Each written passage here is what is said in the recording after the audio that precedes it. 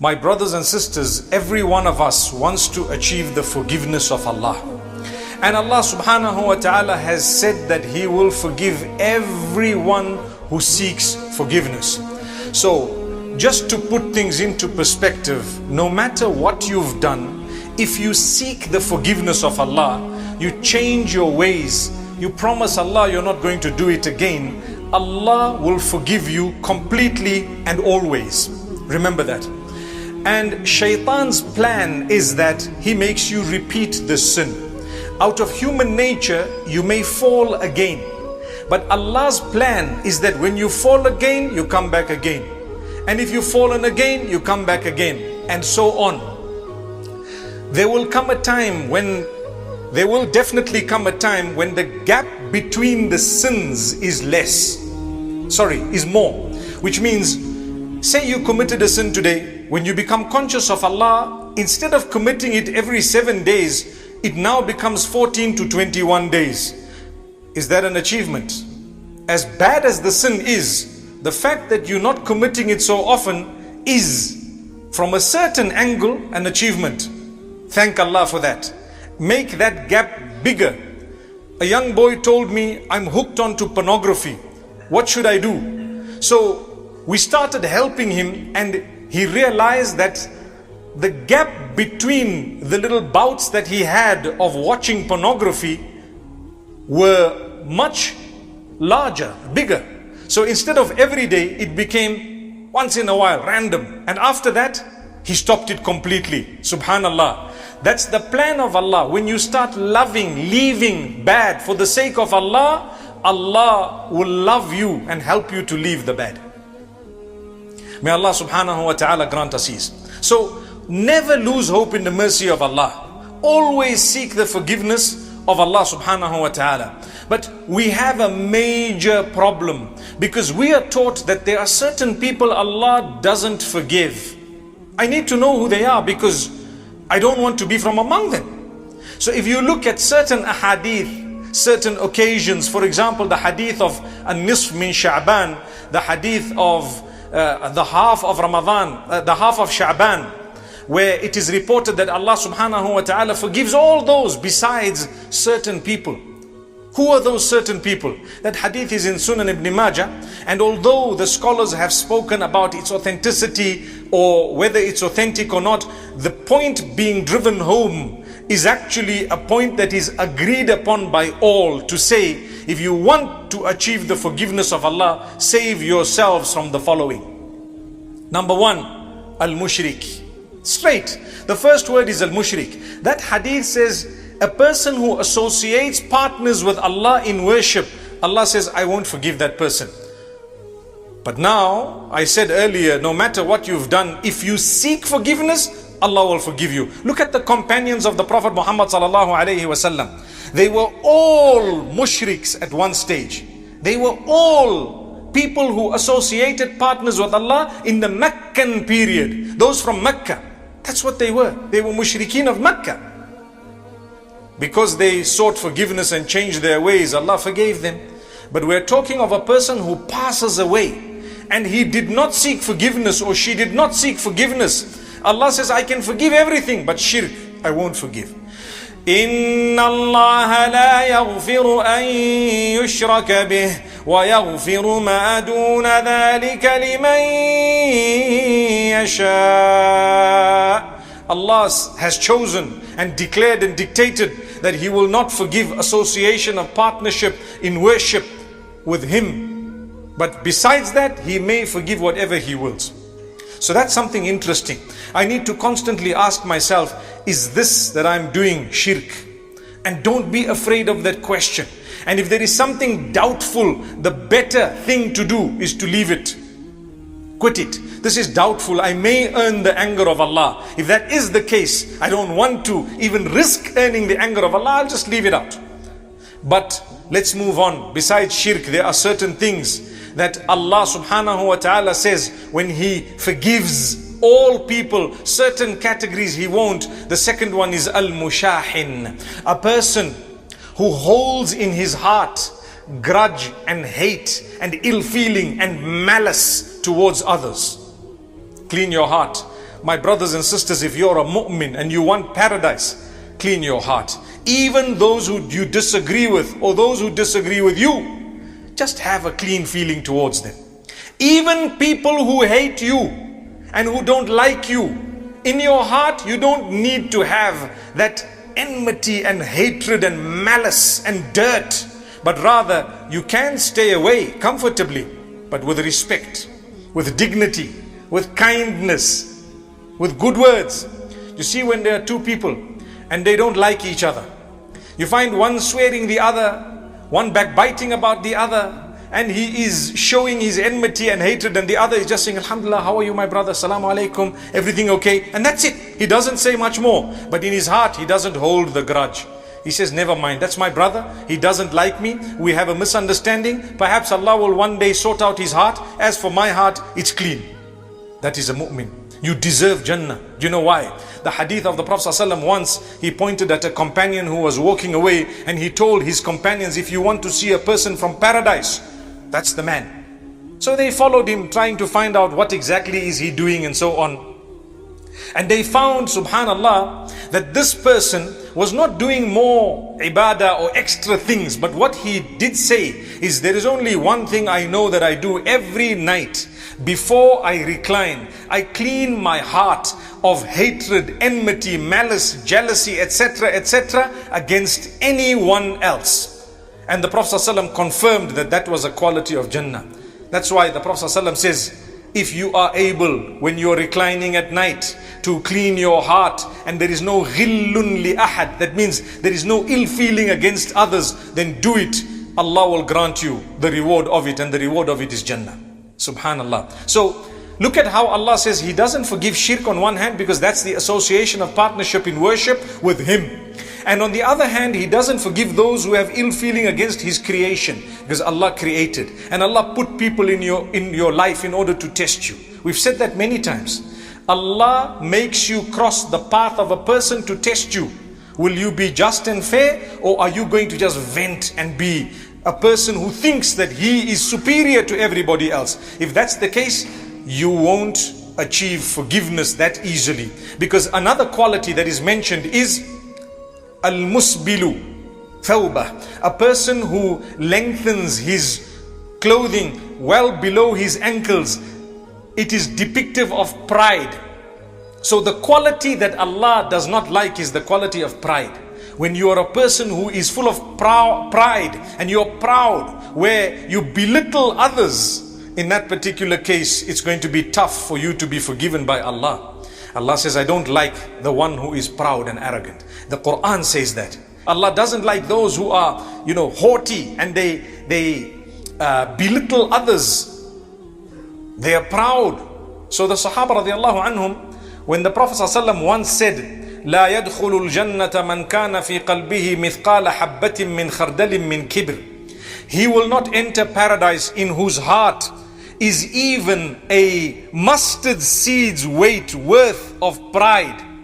So the Sahaba radiallahu anhum, they questioned, they said, O Messenger, we love our clothing, we love our conveyance, meaning like we have vehicles today, right? We love our conveyance, we love our clothing, and so on, the homes and so on. What about that? So the Prophet ﷺ says, that is not a sign of pride. To have the best of clothing, to have the best of this and the best of that, is not the sign of pride. The sign of pride is when a person rejects the truth and belittles others.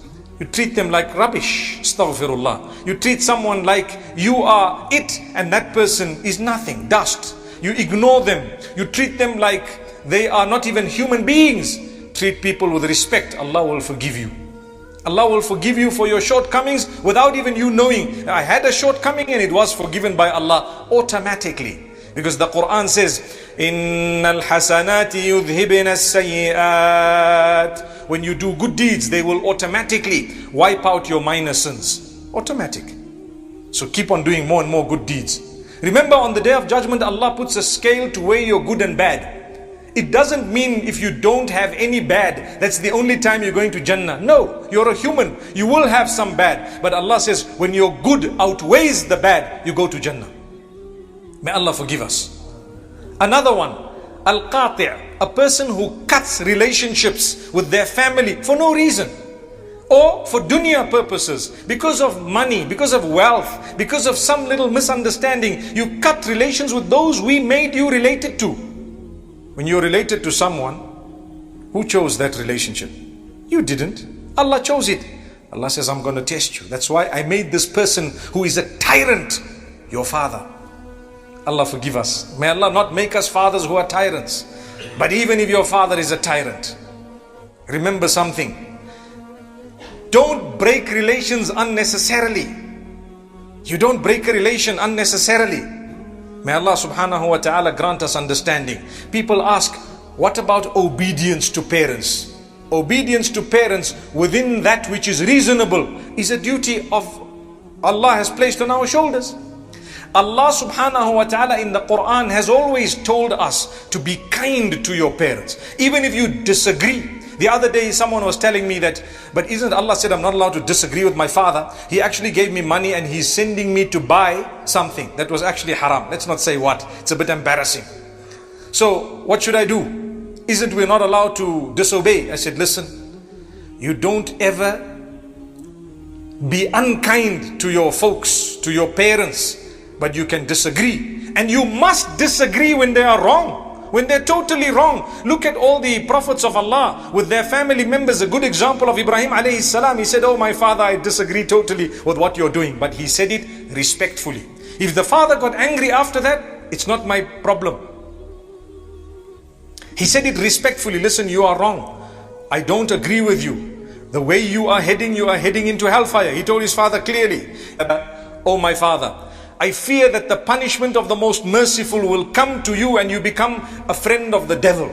He told his own father that. Imagine any one of us telling our fathers, you're going to become a friend of the devil and Allah will punish you. Woo! I think there would be disaster in our homes. But anyway, you choose a respectful means and a respectful way of disagreeing, because you are never allowed to be unkind to your parents, even when you disagree with them. And even if they are unkind, be kind. Disagree politely. Worst comes to worst, walk away with respect, but don't be unkind.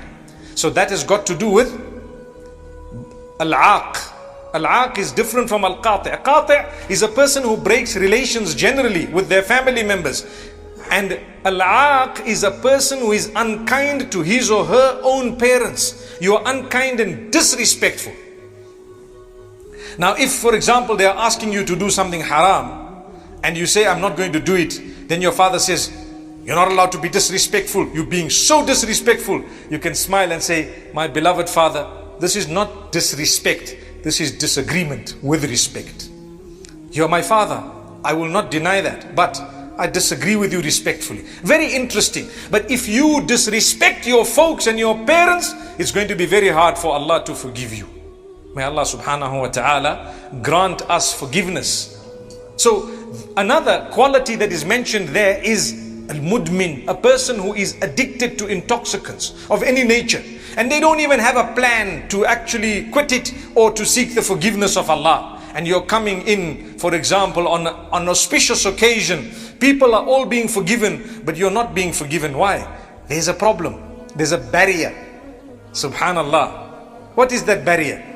You don't have an intention to quit the bad that you are addicted to in terms of that which is intoxicating or sinful. You don't have an intention. That's why, my beloved brothers and sisters, remember one thing. When you are doing something wrong habitually, as a mu'min, at least feel in your heart what I'm doing is wrong. Wallahi, that feeling will save you. Do you see what I'm saying? Because the first time you committed the sin, you feel guilty. The second time, the guilt is less. The third time, the guilt is even less. The fourth and fifth and sixth time, guess what happens? You don't even feel it's a sin anymore. It just becomes nature. So Allah says, when you feel bad with your sin, it's a sign that you're a believer. Why would I feel bad? Because I love Allah. I have a weakness, but I love Allah. I want Him to forgive me, strengthen me, and don't just make dua. A brother had a very bad habit of going to the clubs every weekend. So we met him and we started talking, and I said, brother, just quit this habit. He says, make dua. I tell him, are you insulting yourself or me? Or are you insulting Allah? Dua is very important, I agree. But you can't just say make dua, and 2 years have passed and you're still telling people make dua and you still keep on going. They making dua and you keep going to the clubs. May Allah subhanahu wa ta'ala grant us an understanding. Make an effort.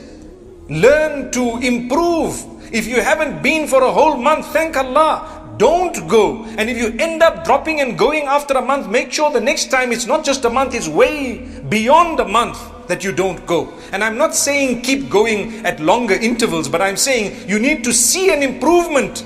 And then you say, make dua, I'm trying, I haven't been for so long. Like my buddies, astaghfirullah, who smoke. Smoking is a bad habit. You're still my buddy, but it's a bad habit. Quit it. Quit it. So if you were smoking 20 and you suddenly drop to 10, and then you smoke every alternate day, and then you smoke one a week, I'll tell you, my brother, you are there. Just cut the one a week.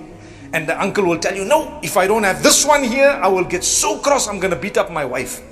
What an excuse. What an excuse.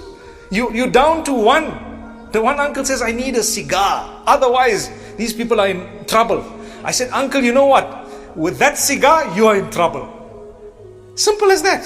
May Allah subhanahu wa ta'ala grant us ease and goodness. And I see some people are just looking at me like, you don't even know what is going on here. May Allah subhanahu wa ta'ala grant us ease. So the reason I chose to speak about this is in order to help us develop ourselves. To say, auspicious occasions, Allah forgives. Laylatul Qadr, Allah forgives. Ramadan, Allah forgives. So many of these days, Allah forgives. But certain categories, He doesn't forgive. And here we're talking of people whom Allah just forgives, like that. Your name gets written, this person tried hard, forgive. Jannah. Subhanallah, you need it once in your life. If Allah has accepted you, how do you know? That's the last question. You know how you know? Your life changes. That's how you know. Your life changes. When you go for Hajj, it's easy to fulfill the Hajj, but how do I know my Hajj was accepted? I will know it if I come back and things have changed in my life positively. When you fast in Ramadan, your life changes, you're forgiven and all the sins are wiped out. How do I know that Ramadan was accepted? When Ramadan exits and you know your life has changed. Something good has happened here. There's a good vibe. I'm now going to the mosque all the time. That's a sign Allah's forgiven you. It's a very good sign. When you seek forgiveness of Allah, how do you know Allah's forgiven you? When you quit a few of these things and your life changes somehow. Warm. Sometimes it happens because of the death of someone close to you. Your life changed. That death was a mercy for you. Subhanallah. Your life changed because you start thinking, gosh, my wife is gone. Guess what? I'm next. When you start thinking that, your life changes. Look forward to the day that you're going to meet with Allah, and Allah Almighty will bless you in a billion ways. Look forward. It's going to be the best day. The best day, because we're trying. We're packing away our salah, we're packing away good deeds, we're cleansing our hearts, we're removing hatred, malice, jealousy, envy, etc. against others from our hearts. You got a clean heart and you're trying to worship Allah and you're constantly seeking forgiveness. You don't need much more than that. You're a human, you're a mu'min, you believe in La ilaha illallah Muhammadur Rasulullah sallallahu alaihi wasallam, and you're trying very hard. Allah says, you did it, you have succeeded. That's what success is. May Allah subhanahu wa ta'ala grant us all Jannatul Firdaus. We are human, we commit sin, we falter. Don't lose hope in the mercy of Allah. Keep trying, never give up. No matter what, come back and don't give up. أقول قولي هذا وصلى الله وسلم وبارك على نبينا.